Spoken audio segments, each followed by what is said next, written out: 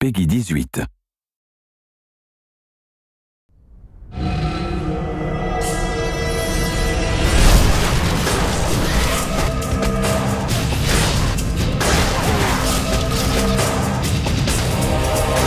Hunted is running through dungeons and killing monsters with really cool swords and really cool weapons and amazing spells and magic and special effects. It's a modern, co-op, cover-based action game set in this rich fantasy world. The story is a story of Caddick and Alora, who are mercenaries, and they're just looking for their next job. At the beginning of the game, Caddick is having these dreams and visions of this character, Seraphin, who's giving him advice on what he should do. That liquid just may save your life. Following those dreams, they come into the town of Dyfed, just like they've come into 100 towns before, looking for the next quest. Upon getting into the town, they realize things are not exactly what they expected. There's this race of war guard, these enemy creatures that are grabbing the people of the town, and all the people in the world are being herded up. We don't really know why, and the characters don't know why. Seraphin's really encouraging the players to figure out what's going on and try to stop it from happening. This would be a great spot to do it. Come to me. Really, at the beginning of the game, it's pretty straightforward, but as they get deeper into it, they find that there's more going on. Let's see what this beast's corpse can tell us. And people see it at first, they go, oh, you know, elven woman with the bow and the big guy with the shield. We wanted to sort of turn the cliche on its head. We wanted to cast her personality against what you might think you were getting by looking at her. Better to concern yourself with where we should head next. She is the bloodthirsty one rushing in there. She's just always ready to get Caddick into trouble, and Caddick is always like, Damn it, girl, I warned you!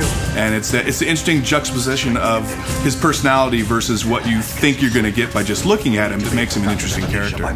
Did you hear scurrying? What if I did? I don't like things that scurry. Both characters really have their main ability. You know, Caddick, his main ability is melee. Alara, her main ability is ranged. And they both have the ability to use magic spells. So we had to make sure that they not only played well with each other from the design perspective, but also that the skills worked on their own.